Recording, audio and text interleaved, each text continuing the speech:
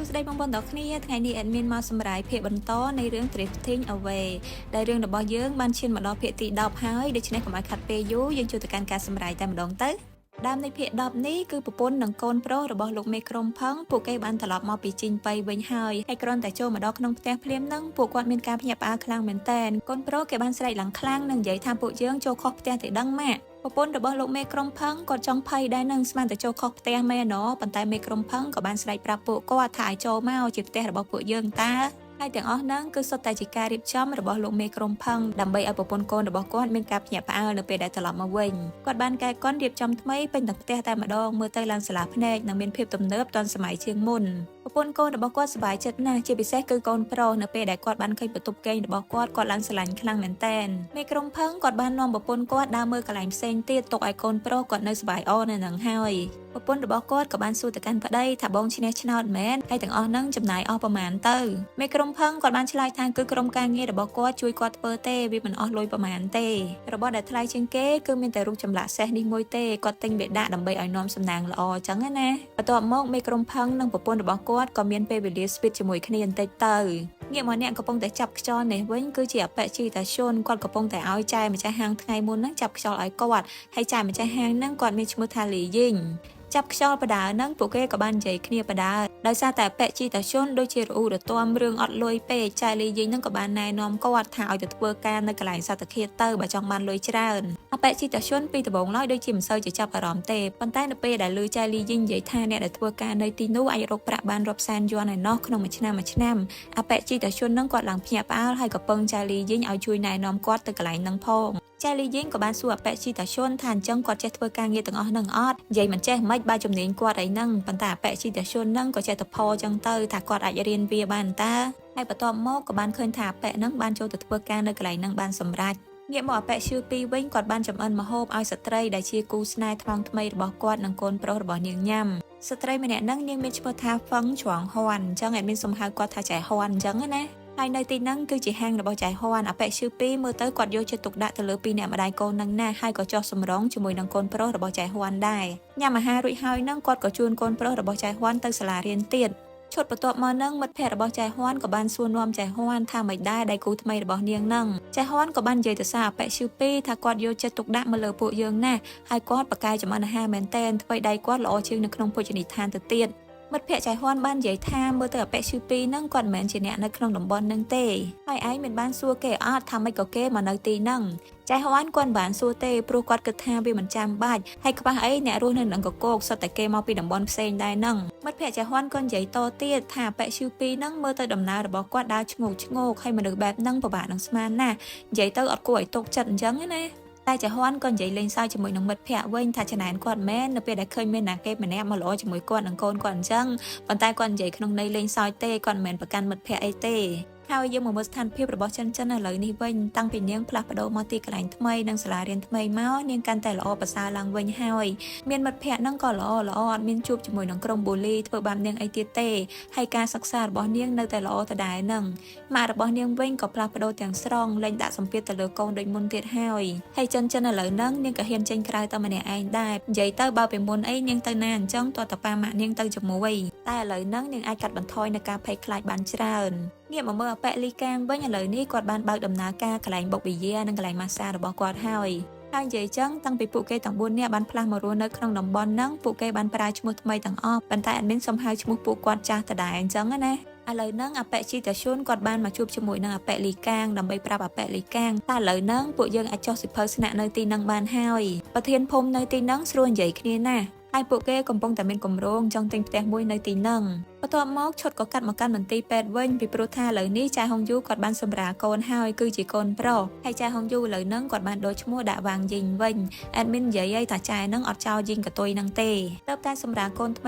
ីប៉ុន្តែចៅហុងយូដូចជាមិនសប្បាយចិត្តទេគឺនាងព្រួយបារម្ភទៅលើជោគវាសនារបស់កូនតែអបិលីកាងពេលហ្នឹងក៏បានដកយកនៅសិភៅស្នាក់នៅបង្ហាញទៅកាន់ចៅហុងយូដែលគាត់បានរៀបរាប់ថានៅខាងក្នុងហ្នឹងមានឈ្មោះគាត់ជាប្តីហើយចៅហុងយូជាប្រពន្ធហើយមានឈ្មោះម៉ាក់របស់គាត់មានប៉ា របស់ចៅហុងយូហើយក៏មានមកប្រឡោះទៀតគឺសម្រាប់កូនប្រុសរបស់ពួកគេនឹងឯងអញ្ចឹងចៅហុងយូកុំព្រួយបារម្ភទៀតអីនិយាយទៅពួកគេចាប់ផ្ដើមកសាងជីវិតថ្មីនិងគ្រួសារថ្មីអីចឹងទៅកាត់មកចិនវិញនៅថ្ងៃនេះពេលដែលចេញពីរៀននាងស្រាប់តែឃើញលោកមេក្រុមផឹងមកឈរចាំនាងនៅមុខសាលាតែម្ដងបន្ទាប់មកពួកគេទាំងពីរនាក់ក៏ទៅញ៉ាំអាហារជាមួយគ្នាមេក្រុមផឹងគាត់បានសួរទៅកាន់ចិនថាទំនាក់ទំនងរបស់នាងជាមួយនឹងម៉ាក់នាងមិនហើយចិននាងបានឆ្លើយថាល្អណាស់តាំងពីហេតុការណ៍នោះមកម៉ាក់ដូចជាមនុស្សម្នាក់ផ្សេងអញ្ចឹងគាត់បានសម្របតាមនាងគ្រប់យ៉ាងប៉ុន្តែគាត់តែងតែប្រុងប្រយ័ត្នជានិច្ចនៅពាក្យសម្ដីដែលគាត់និយាយហើយចិននៅពេលដែលនាងបានឃើញម៉ាក់នាងខំប្រឹងកែប្រែខ្លួនឯងអញ្ចឹងពេកក៏នាងមិនសូវជាសនុកចិត្តដែរមេក្រុមផឹងក៏បានប្រាប់ឲ្យនាងព្យាយាមយល់ពីប៉ាម៉ាក់នាងនិងបង្ហាញការយកចិត្តទុកដាក់ទៅលើពួកគាត់ទាំងពីរផងហើយគាត់ក៏សួរចិនទៀតថានាងមិនចង់ត្រឡប់ទៅសៀឆឹងវិញទេអីចិននាងចង់ត្រឡប់ទៅវិញតើប៉ុន្តែគ្រាន់តែឥឡូវនេះនាងនៅមានអារម្មណ៍ភ័យខ្លាចនៅឡើយពេលដែលនាងនៅសៀឆឹងហ្នឹងនាងតែងតែយល់សប្តិឃើញនៅហេតុការណ៍អាក្រក់ទាំងអស់នោះបន្ទាប់មកមេក្រុមផឹងក៏បានសួរទៅកាន់ចិនទៀតថានាងចិត្តប្រឡងចូលសាកលវិទ្យាល័យហើយអញ្ចឹងតើនាងចង់រៀនជំនាញអីចិននាងបានរៀបរាប់ថាប៉ារបស់នាងចង់ឲ្យនាងរៀនផ្នែករចនាស្ថាបត្យកម្មរីឯម៉ាក់របស់នាងចង់ឲ្យនាងរៀនផ្នែកហិរញ្ញវត្ថុប៉ុន្តែសម្រាប់ខ្លួននាងផ្ទាល់វិញនាងមិនទាន់ដឹងទេថានាងចង់រៀនខាងអីតែនាងបានចូលចិត្តនៅជំនាញទាំងពីរដែលប៉ានិងម៉ាក់របស់នាងចង់ឲ្យនាងរៀនទេមេក្រុមផឹងគាត់ក៏ស្រាប់តែនិយាយឡើងថាបើអញ្ចឹងនាងចូលរៀនផ្នែកប៉ូលីសទៅនៅពេលដែលនាងខ្លាចទៅជាប៉ូលីសនាងប្រហែលជាលែងមានការភ័យខ្លាចទៀតហើយទុកឲ្យពួកទាំងអស់នោះជាអ្នកភ័យខ្លាចនាងវិញហើយខ្ញុំគិតថានាងក៏មានទេពកោសល្យនៅក្នុងផ្នែកនេះដែរហើយយើងក៏មិនទាន់ដឹងដែរថាចិននាងនឹងសម្រេចចិត្តបែបណានោះកាត់មកក្រុមគិតកោទាំង4នាក់វិញឥឡូវនេះពួកគេបានមកជួបជុំគ្នានៅទីកន្លែងរបស់អាប៉ែលីកាងនឹងនៅក្នុងថ្ងៃចូលឆ្នាំជាមួយនឹងគ្រួសាររបស់អាប៉ែលីកាងនិងគ្រួសាររបស់ហុងយូផងដែរគឺពួកគេជួបជុំគ្នាត្រៀមញ៉ាំអាហារជុំគ្នាពេលដែលកំពុងតែលេងបុកប៊ីយ៉ាបដានិងជជែកគ្នាបដានឹងអាប៉ែជីតាឈុនគេក៏បាននិយាយថាឥឡូវនេះពួកគេមានសភៅស្នាក់នៅអីត្រឹមត្រូវអស់ហើយអញ្ចឹងគេចង់សុំអាប៉ែលីកាងយកប្រពន្ធនិងកូនរបស់គេមកនៅទីនឹងដែរប៉ុន្តែអាប៉ែលីកាងគាត់មិនបានអនុញ្ញាតទេពីព្រោះថាវាប្រឈមនឹងគ្រោះថ្នាក់អាប៉ែជីតាឈុនក៏ព្យាយាមសុំទៀតថាបើយកពួកគេមកមិនបានអញ្ចឹងគឺគាត់សុំត្រឹមតែទៅលេងស្រុកកំណើតទៅជួបមុខប្រពន្ធកូនមួយផ្លែតែប៉ុណ្ណោះប៉ុន្តែអាប៉ែលីកាងក៏នៅតែមិនអនុញ្ញាតដដែលនឹងហើយបន្ទាប់មកពួកគេក៏ចាប់ផ្ដើមញ៉ាំអាហារអាប៉ែជីតាឈុនមុខគេឡើងស្អុយក៏ព្រោះតែអន់ចិត្តនឹងអាប៉ែលីកាងនឹងឯងដែលគាត់អាចនាំគ្រួសារគាត់មកបានប៉ុន្តែគេវិញបែរជាមិនអាចអាប៉ែលីកាងគេក៏បានងើបឈរនិយាយដើម្បីអបអរសាទរឆ្នាំថ្មីនិងការនឹករលឹកទៅដល់មិត្តភ័ក្តិដែលបែកគ្នាមួយរយៈអីចឹងទៅតែប៉ាចៅហុងយូក៏ដូចជាធុញទ្រាន់ហើយក៏ប្រាប់ឲ្យអាប៉ែលីកាងនឹងឈប់និយាយទៅចាប់ញ៉ាំអាហារទៅហើយអាប៉ែលីកាងគាត់ក៏យល់ព្រមឈប់និយាយទៅប៉ុន្តែគ្រាន់តែអង្គុយចុះភ្លាមស្រាប់តែប្អូនប្រុសរបស់ចៅហុងយូបានសុំអាប៉ែលីកាងនឹងទិញឡានឲ្យគាត់មួយគ្រឿងទៅអាប៉ែលីកាងក៏និយាយទៅកាន់ប្អូនថ្លៃថាឯងនៅតែផ្ទះរាល់ថ្ងៃសោះយកឡានទៅធ្វើអីប៉ារបស់ចៅហុងយូក៏និយាយតបទៅកាន់អាប៉ែលីកាងថាមកពីគាត់មិនទាន់ស្គាល់តំបន់នឹងច្បាស់អញ្ចឹងតើគាត់អាចទៅណាបានអាប៉ែលីកាងក៏តបទៅប៉ាក្មេកវិញថាខ្ញុំធ្លាប់ហៅគេឲ្យមកជួយការងារនៅទីហ្នឹងគ្រាន់នឹងបានប្រាក់ខ្លះប៉ុន្តែគេមិនតែមកទេនិយាយទៅបងចៅហុងយូនឹងខ្ជិលប៉ុន្តែចង់បានស្រាប់អង្គតបងថ្លៃមានលុយចឹងណាហើយនិយាយអត់ដឹងអីទេគាត់បាននិយាយទៅកាន់បងថ្លៃគាត់ថាកន្លែងនេះគឺជាកន្លែងរបស់បងអញ្ចឹងតែខ្ញុំមកបានប្រយោជន៍អីហើយគាត់ក៏និយាយតទៀតថាឥឡូវអញ្ចេះទៅទិញឡានឲ្យគាត់សិនទៅគាត់នឹងមកជួយគ្រប់គ្រងកន្លែងរបស់បងនឹងឲ្យបានល្អអាប៉ែលីកាងក៏ថាឲ្យគាត់ថាមិនទាន់បានជួយស្អីផងដាក់លក្ខខណ្ឌទៅឲ្យធ្វើមើលតែយើងនឹងជាពាក់ស្អីឯងប៉ាចៅហុងយូវិញនៅពេលដែលលឺគេថាឲ្យកូនប្រុសគាត់អញ្ចឹងគាត់ក៏ខឹងហើយក៏ថាឲ្យអាប៉ែលីកាងវិញថាឯងមិនបានជាពាក់កូនប្រុសខ្ញុំមែនប៉ុន្តែឯងជាពាក់កូនស្រីខ្ញុ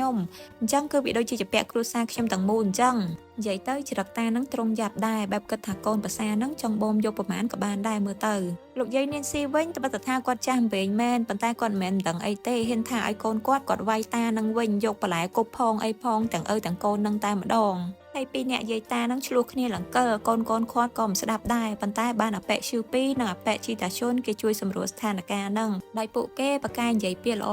អយកចិត្តចាស់អញ្ចឹងទៅពួកគាត់ស្ងប់ទៅវិញចេញមកពីជប់លៀងនឹងវិញអាប៉ែជីតាឈុននិងអាប៉ែឈឺពីក៏ដើរបដានិយាយគ្នាបដាដែលអាប៉ែជីតាឈុនគាត់មិនអស់ចិត្តសោះត្រង់អាប៉ែលីកាងនិងចាស់ហុងយូអាចយកគ្រួសាររបស់ពួកគេមកនៅជាមួយបានប៉ុន្តែគាត់វិញបែរជាមិនអាចសូម្បីតែសូមទៅជួបជាមួយនឹងប្រពន្ធកូនត្រឹមតែមួយផ្លែតនឹងក៏អាប៉ែលីកាងមិនឲ្យទៅដែរអាប៉ែឈឺពីគាត់បានត្រឹមតែផ្ដល់យោបល់ទៅឲ្យអាប៉ែជីតាឈុនថាកុំទៅប្រឆាំងជាមួយនឹងអាប៉ែលីកាងនឹងអីហើយបើតាមយោបល់របស់គាត់ផ្ទាល់អាប៉ែជីតាឈុនក៏មិនគួរត្រឡប់ទៅរកប្រពន្ធកូននៅក្នុងពេលនឹងដែរពីព្រោះថាវាគ្រោះថ្នាក់តែ បន្ទាប់មកឈុតនៃសាច់រឿងក៏បានកាត់ទៅលើរថភ្លើងដែលឃើញថាអប៉ែជីតាឈុនគាត់បានឡើងទៅលើរថភ្លើងទៅហើយអប៉ែនឹងដឹងទៅលួចត្រឡប់ទៅផ្ទះហ្មងនៅពេលដែលគាត់ចូលបន្ទប់ទឹកនៅលើរថភ្លើងហ្នឹងក៏មាននរណាម្នាក់មកគោះទ្វារបន្ទប់ទឹកគាត់ខំស្រែកប្រាប់ថានៅខាងក្នុងហ្នឹងមានមនុស្សហើយប៉ុន្តែអ្នកនៅខាងក្រៅហ្នឹងនៅតែគោះទៀតអប៉ែជីតាឈុនក៏បើកទ្វារមុខទាំងមួម៉ៅស្រាប់តែគាត់បានឃើញថាគឺជាអប៉ែលីកាងនឹងឯងជាអ្នកគោះទ្វារហើយអប៉ែជីតាឈុនហ្នឹងគាត់ឡើងភ័យខ្លួនខ្លាំងមែនទែនបន្ទាប់មកពួកគេទាំងពីរនាក់ក៏ទៅនិយាយគ្នាដែលអប៉ែលីកាងហ្នឹងក៏ចាប់ផ្ដើមនិយាយថាឯងចង់ត្រឡប់ទៅផ្ទះមែនយើងដឹងថាពួកយើងនាំគ្រួសាររបស់ពួកយើងមកទីនេះហើយឯងក៏ចង់នាំពួកគេមកដែរប៉ុន្តែពួកយើងបានគិតយូរណាស់ទម្រាំតែសម្រេចចិត្តនាំពួកគេមកពួកយើងអាចរស់នៅជាមួយគ្នានិងស្លាប់ជាមួយគ្នាប៉ុន្តែឯងវិញឯងសាកគិតមើលកូនរបស់ឯងនៅក្មេងណាស់គេត្រូវការធំឡើងគេត្រូវការរៀនហើយបើថ្ងៃណាមួយពួកយើងត្រូវប៉ូលីសចាប់ខ្លួនតើឯងធ្វើយ៉ាងម៉េចយល់ល្អកុំឲ្យប្រពន្ធនិងកូនរបស់ឯងមកជាប់ពាក់ព័ន្ធនៅក្នុងរឿងនឹងអីបន្ទាប់មកអប៉ែលីកាងហ្នឹងក៏បានដកទូរស័ព្ទរបស់គាត់ចេញមកហើយក៏ខលទៅនរណាម្នាក់ហើយគាត់ក៏បានសួរទៅកាន់មនុស្សម្នាក់ហ្នឹងថាឯងបានឲ្យរបស់ទៅពួកគេន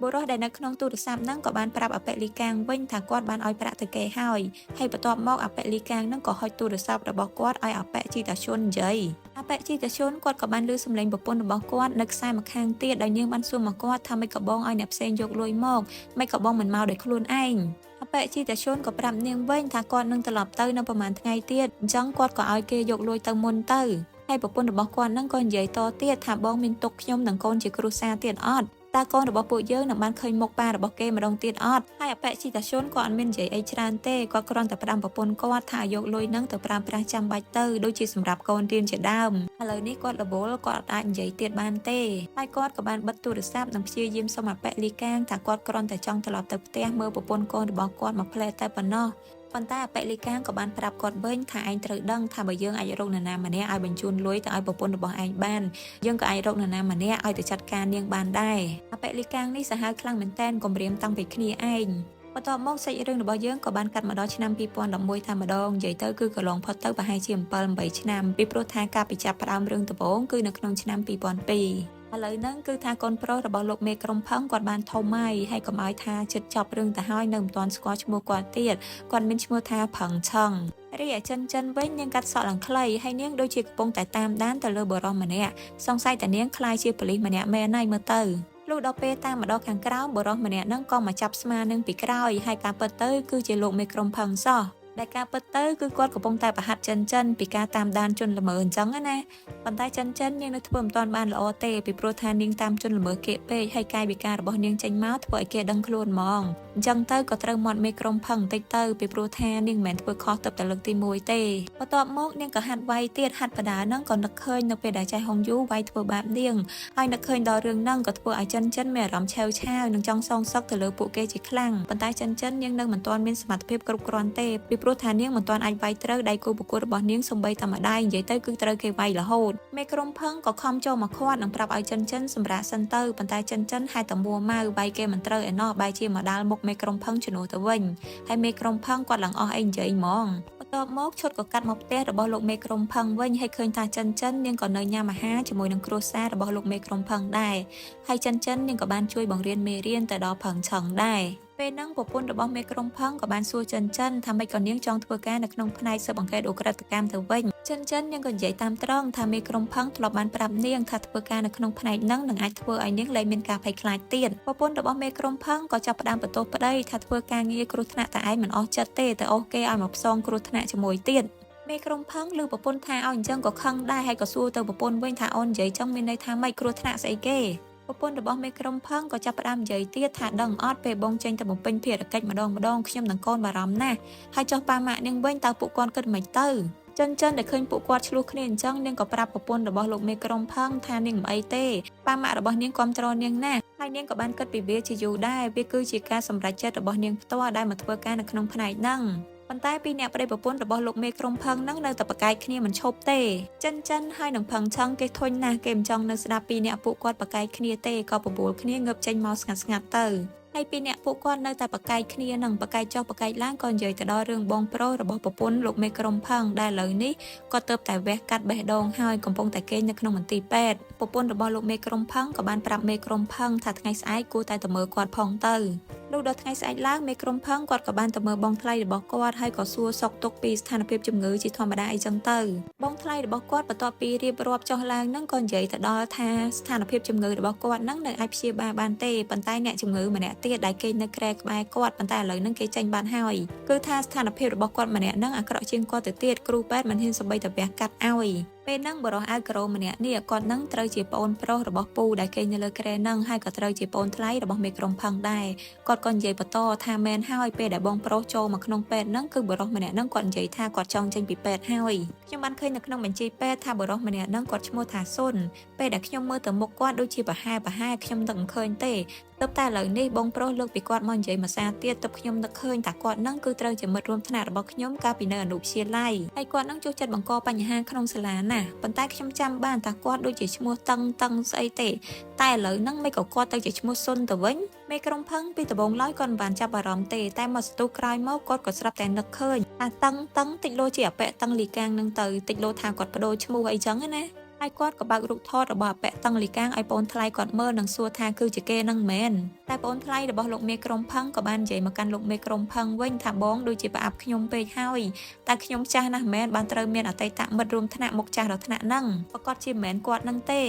បន្ទាប់មកមេក្រុមផឹងក៏បានបើករូបរបស់ប្អូនអពៈលីកាងគឺជាអពៈតឹងលីតើឲ្យប្អូនថ្លៃគាត់មើលម្ដងហើយប្អូនថ្លៃគាត់ក៏ឆ្លើយថានឹងហើយគឺជាអពៈនឹងហើយប៉ុន្តែគាត់ភ្លេចឈ្មោះហើយមិនដឹងថាតឹងស្អីទេមេក្រុមផឹងគាត់ក៏បានបញ្ជាក់ថាគឺជាតឹងលីតើមែនហើយប្អូនថ្លៃគាត់ក៏ឆ្លើយថានឹងហើយគឺតឹងលីតើហ្នឹងអញ្ចឹងគឺបានន័យថាឥឡូវនេះមេក្រុមផឹងគាត់ចាប់ផ្ដើមបានតម្រុយថ្មីហើយសង្ឃឹមថាមេក្រុមផឹងនឹងចាប់បានក្រុមឃាតករនឹងឆាប់ទៅចោះប៉ុន្តែឥឡូវនេះយើងមិនទាន់ដឹងថាមានរឿងអីកើតឡើងបន្តទៀតទេដោយសារតែភាគទី10ហ្នឹងត្រូវបានស្លេះនៅត្រឹមហ្នឹងហើយដូច្នេះបើចង់ដឹងថាមានរឿងអីកើតឡើងបន្តទៀតនោះមានតែរងចាំតាមដាននៅក្នុងភាគទី11បន្តទៀតហើយរឿងរបស់យើងកាន់តែឈានជិតដល់ភាគបញ្ចប់ហើយអញ្ចឹងឥឡូវនេះ admin listen ឯណាកុំភ្លេច subscribe channel មានមែនមួយផងអរគុណបាយបាយ